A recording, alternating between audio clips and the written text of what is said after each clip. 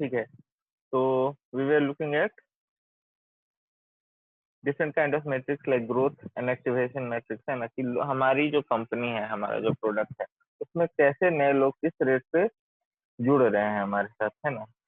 तो वो एक मैट्रिक्स है रिटेंशन मैट्रिक्स, कि जो हमारा ऐप यूज करता है वो क्या बार बार, जैसे for example food delivery app है, तो क्या बार बार हर हर हफ्ते उससे या हर महीने उससे बार बार वो एक बार यूजर जिसने एक्सपीरियंस लिया, है ना। आप लोग देखते हो पहला बहुत सारा आप लोग आपने देखा होगा कि फर्स्ट फर्स्ट ऑर्डर पे 50% ऑफ, 60% ऑफ, है ना। तो वो कंपनी चाहती क्या है कि आप जब पहला ऑर्डर करो तो आपको एक बार एक्सपीरियंस मिले, भले उसका एक पैसा उनको देना पड़े, है ना। इसको बोलते हैं सीएससी, कस्टमर एक्विजिशन कॉस्ट। तो पहला कस्टमर को ऑन बोर्ड अपने प्लेटफॉर्म पे लाने के लिए जो उनको पैसा पे करना पड़ा है, that is called customer acquisition cost. वो पे जब उन्होंने कर दिया तो ऑब्वियसली कस्टमर को एक्सपीरियंस तो हो गया प्रोडक्ट का, है ना, कि प्रोडक्ट कैसा है, इसका क्या यूज है ना। और हमें हमारा जो हमने पैसा लगाया उसका मुझे वैल्यू मिला कि नहीं मिला, है ना। अब वो जो फर्स्ट जो डिस्काउंट के बाद उसने वो ऑर्डर प्लेस किया, इसके बाद जब वो सेकेंड ऑर्डर प्लेस करेगा तो उसको तो डिस्काउंट नहीं मिलेगा। तो अगर उसको जेन्युइनली पहला एक्सपीरियंस अच्छा लगा तो वो सेकेंड टाइम उस प्लेटफॉर्म पे जाएगा, है ना। चाहे तो ये उबर कैब बुक करने की बात हो, जोमेटो की बात हो, कोई अलग तरीके का ही जो है ऐप है, न्यूज का ऐप है, कोई गेम है, कोई लेट्स से आप different kind of home delivery service. तो अलग अलग तरीके, अमेजोन हुआ, फ्लिपकार्ट, तो जितने सारे जो आईटी बेस्ड सॉफ्टवेयर बेस्ड जो एप्लीकेशन हैं, है ना, वो एक बार प्लेटफॉर्म पे अपने नए कस्टमर को उन्होंने एक एक्सपीरियंस दे दिया। तो अगर कस्टमर को एक्सपीरियंस अच्छा लगा तो दोबारा आएगा। तो जो कस्टमर दोबारा एक्सपीरियंस लेने के बाद जब दोबारा उस प्लेटफॉर्म पे लौट रहा है, उसको हम लोग क्या बोलें कि वो कस्टमर को कंपनी ने क्या किया, रिटेन कर लिया। तो that will be retention matrix, है ना, कि 100 लोगों ने डिस्काउंट वाला कूपन यूज किया और एक महीने बाद मैं देख रहा हूँ कि 100 में से 40 लोग या 35 लोग या 50 लोग जो है वो यूज कर रहे हैं, है ना। तो if it is more than 50% तो आप बोलो कि हाँ सक्सेसफुल रहा हमारा कैंपेन।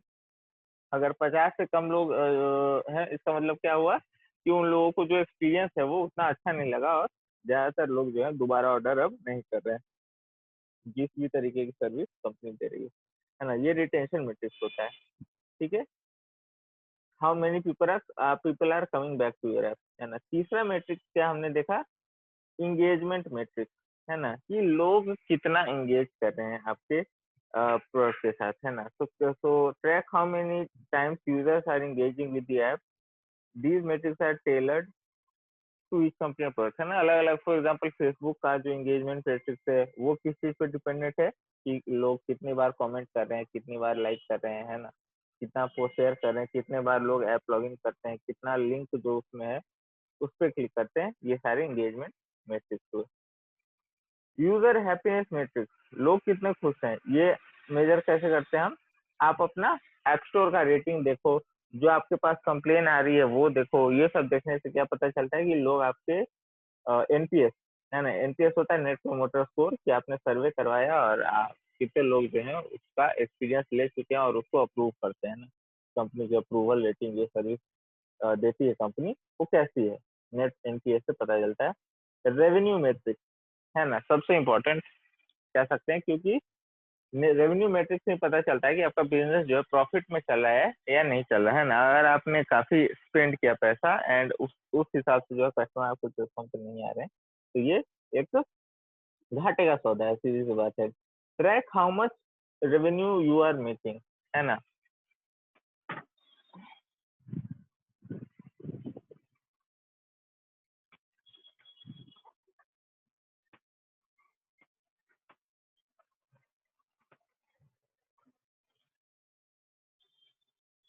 यस, तो आई वाज सेइंग कि रेवेन्यू जो है काफी इंपॉर्टेंट मैट्रिक है।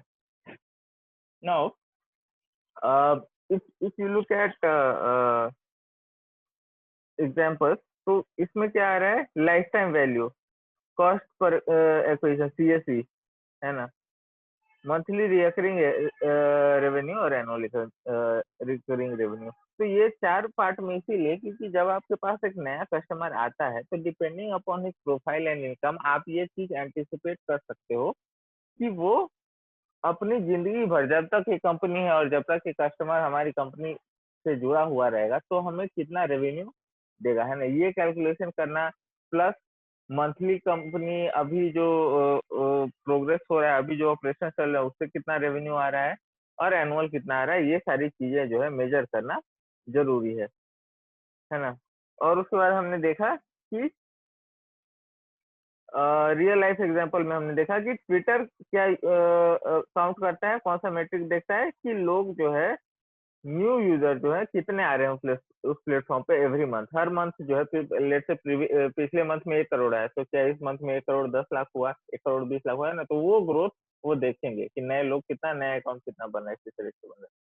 मंथली डेली एक्टिव यूजर कितने लोग पर मंथ एक्टिव है उस प्लेटफॉर्म पे, कितने लोग उस पे डेली एक्टिव है ना? और एक्टिव यूजर और एक्टिवेटेड यूजर, एक्टिवेटेड यूजर का मतलब ये होता है कि वो इंसान जो कुछ ना कुछ लिख रहा है ना? कुछ ना कुछ कंटेंट आ रहा है उस ट्विटर के प्लेटफॉर्म पे उसके वजह से, है ना? वो होता है activated user.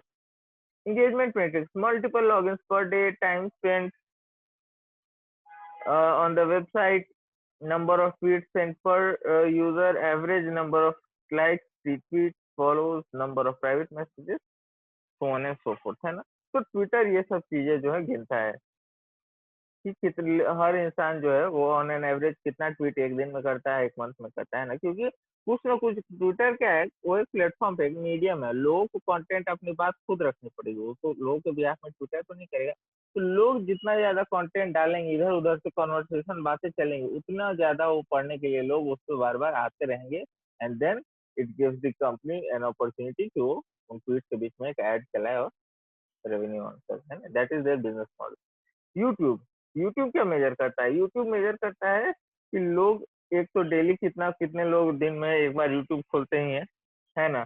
Total new user activate, total new user और एक्टिवेटेड यूजर, है ना? एक्टिवेटेड यूजर जो कुछ ना कुछ एंगेजमेंट कर रहे हैं ना, लाइक कर रहे हैं, वीडियो देख रहे हैं तो लाइक कर रहे हैं या कमेंट कर रहे हैं, है ना? वो एक्टिवेटेड यूजर है। तो एक्टिव यूजर से ज्यादा एंगेज है उस वीडियो में। engagement metrics used per video average, average viewing time पर यूजर, है कि एक एक इंसान जो डेली यूट्यूब ओपन करता है वो पर डे कितना मिनट देखता है ना? ये सब चीजें जो है यूट्यूब मेजर करता है ना?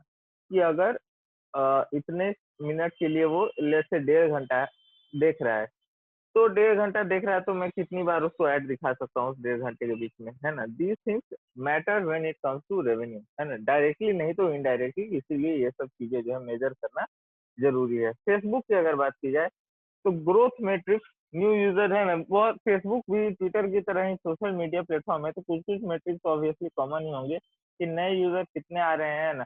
जैसे वहां पे ट्वीट होता था, यहाँ पे क्या होगा, पोस्ट होगा। तो ये सारी चीजें जो वो लोग मेजर करते हैं वो भी मोर और लेस फेसबुक भी मेजर करेगा। Engagement matrix, news feed position click. अच्छा, न्यूज फीड पोजीशन क्लिक का क्या मतलब है? आपको याद होगा या फिर आपने अगर फेसबुक यूज किया होगा तो आप देखोगे कि जो आप जैसे ही ऐप बंद करके ओपन करते हो तो आपको जो शुरू के 3 4 5 पोस्ट दिखते हैं, वो 3 4 5 पोस्ट जो हैं वो सबसे रिसेंट या सबसे पुराने पोस्ट नहीं है ना, एक टाइमलाइन के हिसाब से आपको पोस्ट नहीं दिखाया जाता है। आपको पोस्ट जो है शुरू से लेके आगे जब स्क्रॉल आप करते हो, वो इस हिसाब से दिया जाता है with the probability of you clicking on the link, है ना? शुरू के आप 4 5 अपने पोस्ट देखो तो सब जो रैंकिंग होगी फर्स्ट सेकंड थर्ड, वो सबसे ज्यादा टेम्पटिंग पोस्ट होगी जो उन्होंने जो फेसबुक है उसने वो जो पोस्ट है वो उसको उसी ढंग से सजाया है कि आपका जो इंटरेस्ट है उससे मैच करे ना। जो आपका सबसे जिस टॉपिक पे आपका सबसे ज्यादा इंटरेस्ट है उससे रिलेटेड कोई पोस्ट होगा, तो भले उसका पेज आपने लाइक नहीं किया हो, but as a suggested post और एज अ पॉपुलर पोस्ट आपको सबसे ऊपर में दिखाया जाएगा, बिकॉज आप इंटरेस्टेड हो, आपने उससे रिलेटेड कंटेंट पे क्लिक किया है या लाइक किया है या कुछ कमेंट किया उस पे, है ना? तो न्यूज फीड पोजीशन क्लिक को जो है फेसबुक जरूर मेजर करता है, क्योंकि अगर ऐसा हो रहा है कि बार बार या कोई भी यूजर ऐप खोल रहा है, फिर शुरू के 3 4 5 पोस्ट पे उसने क्लिक नहीं किया, फिर आगे जाके किसी पोस्ट पे उसने लिंक पे क्लिक किया और कुछ पढ़ा, है ना। अगर ये कहानी चल रही है, इसका मतलब कि जो फेसबुक का मशीन लर्निंग का सॉफ्टवेयर है, जो ये समझता है कि यूजर किस पोस्ट में सबसे ज्यादा इंटरेस्टेड है, किसको लाइक कर सकता है, उसमें कुछ गलती हो रही है, वो इस यूजर के बिहेवियर को ढंग से नहीं समझ पा रहा है, इसीलिए जो टॉप मोस्ट पोस्ट जो उसके फेसबुक प्रोफाइल में आ रहा है, उस पे वो क्लिक नहीं कर रहा है ना। तो ये सारी चीजें मेजर करना फेसबुक के लिए जरूरी है। Number of messages sent per time spent on website and on their partner website, Instagram, WhatsApp, average number of likes users give and get, है ना। तो ये सारी चीजें जो है मेजर करता है फेसबुक की लोग कितना। और आप जो है इंस्टाग्राम, व्हाट्सएप या फेसबुक का प्लेटफॉर्म है, तो वहां पे भी वो लोग देखते हैं कि लोग कितना मैसेज कर रहे हैं, और जो है इंस्टाग्राम पे कितना पोस्ट डाल रहे हैं, स्टोरी और सो ऑन सो फोर्थ, है ना। तो ये जो है कहानी थी कि कंपनीज रियल लाइफ में क्या मेजर करती है। लेकिन अगर आप जो है इस इंडस्ट्री में नहीं हो, है ना, आप किसी और आईटी इंडस्ट्री में हो ना, आप कोई अलग तरीके का ऑनलाइन सर्विस देते हो, अलग तरीके का आईटी आपका बिजनेस है ना, तो आप अगर आप सोशल मीडिया में नहीं हो, तो आप आपका आपके जो आपका जो बिजनेस है, वो तो लाइक और ट्वीट, रीट्वीट और मैसेज पोस्ट तो नहीं पढ़ सकता, है ना। फॉर एग्जांपल जोमेटो है, फॉर एग्जांपल फ्लिपकार्ट है, फॉर एग्जांपल लेट्स से दैनिक तो ये सारी चीजें जो है ये सोशल मीडिया इंडस्ट्री में नहीं है ना। तो ऑब्वियसली वो उस इंडस्ट्री में नहीं है, तो उसका जो मेट्रिक है वो तो नहीं काम में आ सकता है ना। तो यहाँ पे जो ये वाला जो पार्ट है, यहाँ पे हम बात करेंगे वो सारे बिजनेसेस जो कि आईटी के बाकी सारे स्पेस को टच करता है ना। तो जो मतलब कह सकते हैं कि एक ओवरऑल गाइड है ना, कि आप किसी भी आईटी से रिलेटेड फील्ड में हो, है ना, और आपका बी टू सी एक बिजनेस है जिसमें कंज्यूमर कुछ आपसे खरीद रहा है या आपकी सर्विस ले रहा है, तो आपको क्या क्या चीजें मेजर करनी चाहिए, है ना। इससे पहले हमने क्या सोशल मीडिया और ये सब का एग्जाम्पल लिया, ठीक है। अब हम जो है ओवरऑल बिजनेस, ओवरऑल आईटी में क्या क्या इंपॉर्टेंट मेट्रिक्स है और आपको कौन सा मेट्रिक चूज करना चाहिए, उसकी हम बात करेंगे, है ना। So it's even if you are not tracking the exact metrics that the company is targeting, you might notice that improving either metric might lead to achieving the company's goal, right? Even if you are not targeting the exact metric that the company is targeting, you might notice that improving other metrics also might lead to achieving the company's goal, है ना। तो जैसे for example अगर जो है company मान लिया target कर रही है कि कितने लोग क्लिक कर रहे हैं, है ना, कितने लोग आर्टिकल पे क्लिक करें, क्योंकि जो जितनी बार आर्टिकल पे क्लिक होगा उस पेज पे फेसबुक एडवर्टाइजमेंट नेटवर्क से जो लोग ऐड चलाते हैं वो उस पेज पे आएगा और उसके जरिए फेसबुक पैसा कमाएगी, है ना। मान लिया कि आप उस चीज को मेजर नहीं कर रहे हो, है ना, लेकिन आप जो है उस पोस्ट पे लाइक और कमेंट आप मेजर करने लगे, तो इनडायरेक्टली जिस जिस पोस्ट पे ज्यादा लाइक और कमेंट आएगा वो पोस्ट अपने आप बूस्ट हो जाता है, तो वो पोस्ट वैसे भी पॉपुलर हो जाएगा, and then again it will give Facebook an opportunity to advertise, है ना। तो कहता है कि even if you are not tracking the exact metric that the company अगर टारगेट कर रही है क्लिक्स को, अगर आप उसको नहीं भी ट्रैक करो, you might notice that improving other metrics might lead to achieving the company goal, है ना। कंपनी का गोल क्या है अल्टीमेटली, कि पैसा कमाना है, ज्यादा से ज्यादा ऐड लोगों को देखना चाहिए, उस पर ऐड व्यू का हमें पैसा मिल रहा है। तो अगर ज्यादा लोग कमेंट भी करते हैं तो that becomes a popular post, और उसके साथ आप एक ऐड अटैच कर सकते हो ना। वीडियो आप लोग देखोगे फेसबुक में वीडियो चलते रहता है, बीच में 10 सेकंड या 8 सेकंड का ऐड चलाता है, फिर जो है बाकी का वीडियो चलता है अपने आप, है ना। तो it's is about that, right. उसके बाद क्या बोलता है, एक्सप्लोरेटरी मैट्रिक्स, है ना, यानी कि एक्सप्लोर करने वाला मैट्रिक। एक्सप्लोर करने वाले मैट्रिक से क्या मतलब है, you are not always tracking them, but they are there and you can analyze them to see what's happening, है ना। एक्सप्लोरेटरी मैट्रिक जो होता है वो आप एक हर इंतराल, जैसे लाइक है, कमेंट है, वो आपको जो है टाइम टू टाइम दिखते रहेगा, है ना। लेकिन बाकी सारी चीजें हैं, फॉर एग्जाम्पल जो है एड, कितने लोगों ने ऐड चलाया, तो ऐड तो है पर सेकेंड आपको नहीं मिलते रहेगा, पर डे आप मेजर कर सकते हो, है ना। तो कह रहा है कि you are not always tracking them, but they are there and you can analyze them to see what happening, है ना। तो जैसे फॉर एग्जांपल आप लोग अगर आप देखना चाहो कि पॉलिटिकल पार्टी कितना ऐड करती है ना, या फिर कोई let's say car automobile industry company है वो कितना ऐड करती है, तो आप लोग देखो कि ये टाइम तो ये रेगुलर नहीं हो रहा है ना। जब इलेक्शन होगा तभी पॉलिटिकल पार्टी का ऐड चलेगा, जब लेट्स से कोई सेल या मानसून सीजन इस टाइप का उस समय कार लॉन्च होती है उसी समय उसका ऐड आएगा ना। तो you have to you can explore them.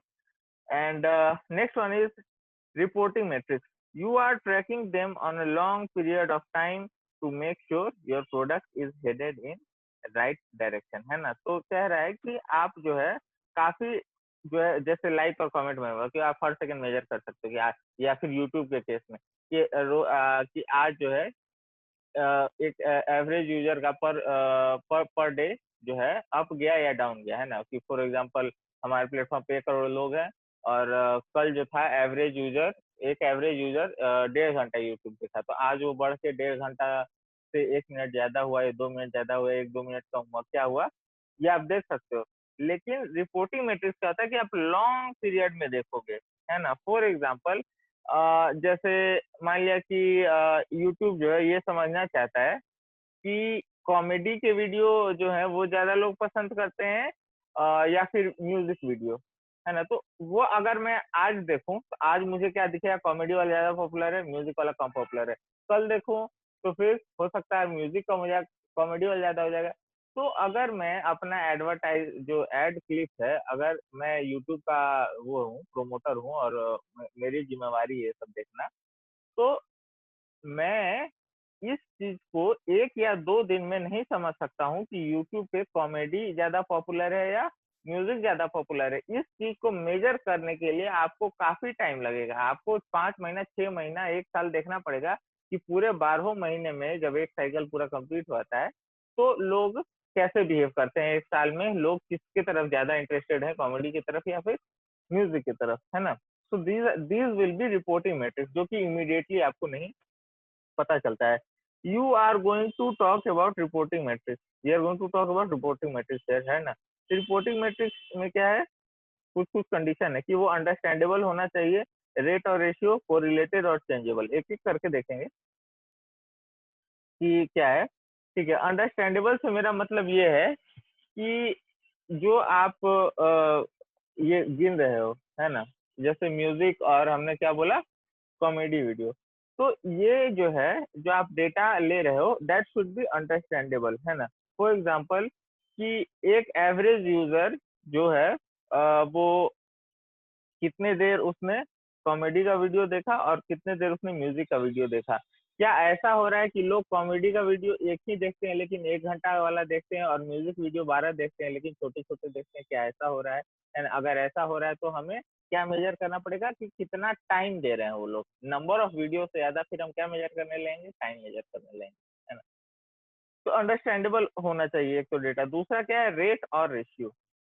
Rate और रेशियो का ये मतलब है कि आप जो है ये मेजर कर सकते हो कि पर डे मतलब जो है लाइक जैसे साल के शुरू से लेकर साल के अंत में इंटरेस्ट लोगों का कितना बढ़ा है ना, कॉमेडी से रिलेटेड वीडियो में कितना ग्रोथ हुआ है ना। तो पर डे जो है चेंज कितना हो रहा है। और रेशियो से ये हम समझ सकते हैं कि रेशियो आप बहुत कुछ मेजर कर सकते हो, यूट्यूब में तो काफी कुछ है रेशियो के टर्म्स मेजर करने के लिए, कि अगर एक एवरेज यूजर 5 कॉमेडी वीडियो देखता है तो कितनी बार वीडियो को लाइक करता है, कितनी बार डिसलाइक करता है ऑन एन एवरेज, है ना। ये एक रेशियो हो गया कि 5 बार देखा, 3 बार लाइक किया, 10 बार देखा, 7 बार लाइक किया या 2 बार लाइक किया। तो ये सारी चीजें जो है आप देख सकते हैं, ये सब चीजें आप मेजर कर सकते हैं। कोरिलेटेड, है ना। कोरिलेटेड मैट्रिक्स से क्या मतलब है, एक एग्जांपल लेते हैं ना। अगर मैं एक ग्राफ बनाऊं, है ना, let us make a graph, right. मैं एक ग्राफ बनाता हूँ, ठीक है। ये ग्राफ जो है, दिस ग्राफ इज अबाउट कि ये है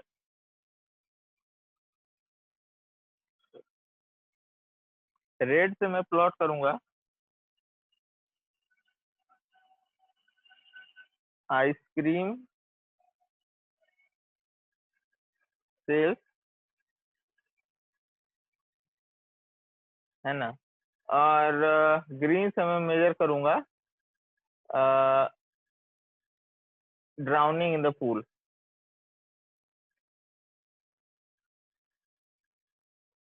drowning in the, I'm trying to write with mouse, that is what is happening. I hope you can see, है ना। तो हम क्या मेजर कर रहे हैं कि 12 महीने, है ना। फॉर एग्जाम्पल यहाँ पे क्या है, जनवरी है ना, यहाँ पे फरवरी, मार्च, अप्रैल, मई, जून, जुलाई, अगस्त, सितंबर, अक्टूबर, नवंबर, दिसंबर। तो हम 12 महीने में मेजर कर रहे हैं कि आइसक्रीम का सेल और नंबर ऑफ पीपल, है ना, लोगों की संख्या जो स्विमिंग पूल में डूब जाते हैं या डूब के जो मर जाते हैं या कुछ भी एक्सीडेंट इस तरीके का होता है ना, बहुत अलग अलग तरीके का लग रहा है। लेकिन अगर आप इस डेटा को मेजर करो, है ना, इसको अगर आप इस ग्राफ पे प्लॉट करने की कोशिश करो और इसको लिख देते हैं नंबर ऑफ, यहाँ पे हम इंडेक्स बना देते हैं कुछ भी 10, 20, सो फोर्थ, है ना। तो ये नंबर ऑफ केसेस है ना, और नंबर ऑफ सेल। अगर अगर मैं इसको इस डेटा को मेजर करूं तो आप लोग क्या देखोगे कि आइसक्रीम का सेल जो है इधर मई जून के टाइम पे बढ़ जाएगा, है ना, फिर कुछ टाइम ऊपर रहेगा, फिर नीचे नीचे विंटर आने के बाद वापस घट जाएगा, है ना। अगर मैं स्विमिंग पूल में डेथ का मैं ग्राफ बनाऊं तो कैसे जाएगा, वो भी लगभग ऐसा ही जाएगा एंड नीचे फिर चला जाएगा। तो क्या मैं ये कहूँ कि जब लोग ज्यादा आइसक्रीम खाते हैं तो लोग स्विमिंग पूल में ज्यादा लोग के साथ डूबने का और इस तरीके का एक्सीडेंट होता है? ये ग्राफ देख के तो ऐसा ही लग रहा है, लेकिन इसको इसको भी बोलते हैं, इसको बोलते हैं कोरिलेशन, है ना। लेकिन ये कोरिलेशन कॉजेलिटी नहीं है।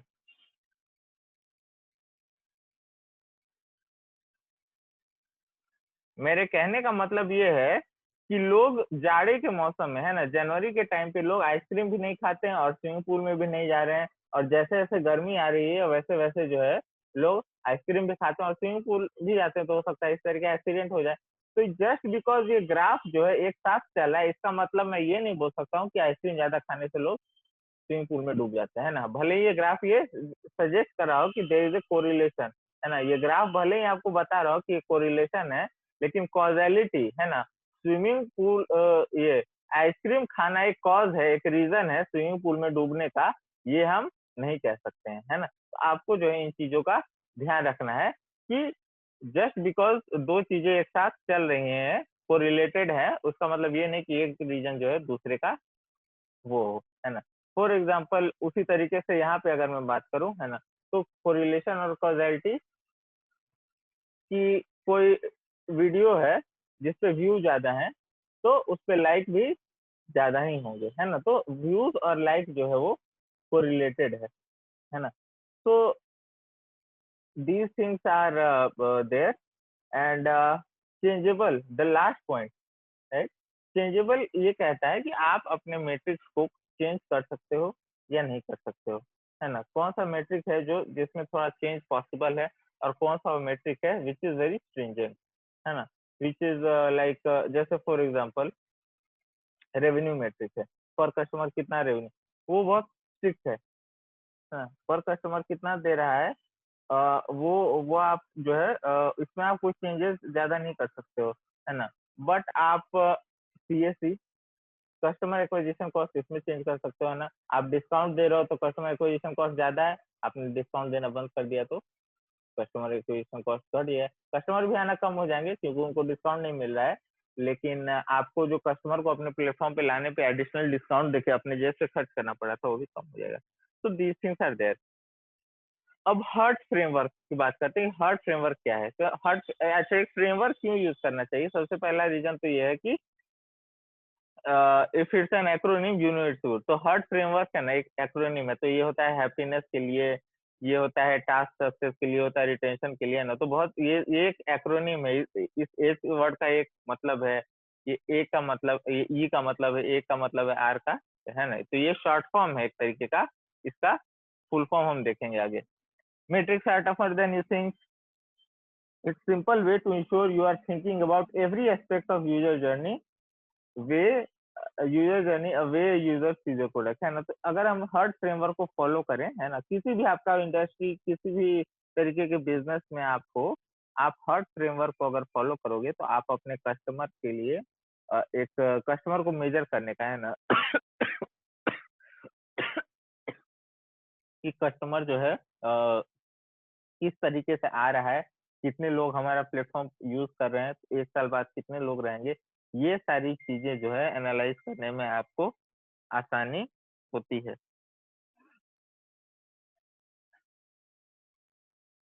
ठीक है, अब इसमें एग्जांपल क्या है? उबर, उबर फॉरेक्स, है ना। उबर उबर बहुत पॉपुलर है और आजकल हमने उबर डॉक्यूमेंट्री में देखा था कि उबर फॉरेक्स बिजनेस मॉडल आ गया है कि जैसे फूड डिलीवरी भी है, या फिर आजकल बहुत सारा इंडिया में तो जो भी है, बट बाहर तो मतलब उबर का बिजनेस मॉडल कॉपी करके लोग सारी चीजें जो है, फॉर एग्जांपल आपको चाइल्ड केयर के लिए चाहिए कोई, तो वो भी आपको पर घंटे के हिसाब से कोई मिल जाएगा, है ना। जो अर्बन क्लैप है कि घर आके आपका घर में जो रिपेयर का जो जरूरत है, प्लम्बिंग का जो जरूरत है वो कर देता है, वो भी उबर का बिजनेस मॉडल कॉपी है ना। तो उसी तरीके का अगर कॉपी मैं बात करूं, तो उबर प्लस अल्कोहल प्लस लेमनेड, है ना। तो अगर मैं यहाँ पे क्या ले रहा हूँ कि वो सारी चीजें जो लोग पसंद करते हैं ना, उबर हो सकता है उसका रेटिंग अच्छा है, alcohol may be people use, people like and lemonade, है ना। तो उबर फॉर स्पाइक लेमनेड, है ना, घर आके आपकी डिलीवरी हो रही है। मतलब मेरा मन किया कि मुझे लेमनेड चाहिए, स्पाइक लेमनेड, स्पाइक मतलब there is a little bit of alcohol, तो I can get it delivered at home. सिर्फ लेमनेड ही, और कोई बिजनेस, और कोई फूड, और कोई बेवरेज नहीं। ठीक है। तो इट सेज, अगर अगर उसके लिए मैं फ्रेमवर्क लूं, तो हाँ, पहले तो फ्रेमवर्क समझते हैं, है ना। एच हर्ट में क्या है? एच क्या है? हैप्पीनेस है।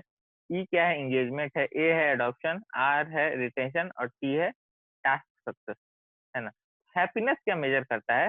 हैप्पीनेस में क्या सवाल पूछ रहे हैं कि यूजर कितना हैप्पी है, how happy is the user.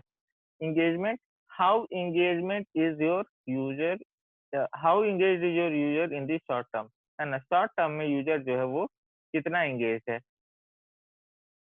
Adoption, how many interested users have actually tried your product, है ना, कि आप आपका जो प्रोडक्ट का आपने ट्रायल लिया, उसके बाद कितने लोग मतलब आते हैं, ये हम कहाँ देखते हैं? मेजर रिटेंशन में, है ना। हाउ मेनी पीपल, जो मैंने मैंने एग्जांपल दिया आपको कि आप डिस्काउंट देके यूजर को पहला बार तो बुला देते हो, बहुत सारे गूगल पे में ऐसा होता था, बहुत सारे आप डिजिटल पेमेंट में बहुत सारे, ऑलमोस्ट हर एक ऐप में आप देखते होंगे कि फर्स्ट टाइम यूज में आपको 50 रुपए और 100 रुपए और कुछ ना कुछ होता है। तो क्योंकि पहला बार एक बार लोग यूज कर लिए, तो दूसरे बार आते हैं या नहीं आते हैं, इससे हमें रिटेंशन पता चलता है ना। तो अडॉप्शन और रिटेंशन में क्या अंतर है? अडॉप्शन में how many interested in your product, है ना, जितने लोगों ने आपके एड के साथ इंगेज किया, या आपके प्रोडक्ट के बारे में उनको अवेयरनेस हुआ, either through sales person, either through call, और either through advertisement, either through some blog और पेड मीडिया, व्हाटएवर, जैसे भी आपके प्रोडक्ट के बारे में पता चला, तो उनमें से कितने लोगों ने, इंटरेस्टेड लोगों ने आपके प्रोडक्ट को ट्राई किया, ये एडॉप्शन होता है। और रिटेंशन ये होता है कि जिसने एक बार यूज कर लिया वो दोबारा आ रहा है कि नहीं यूज करने आ रहा है।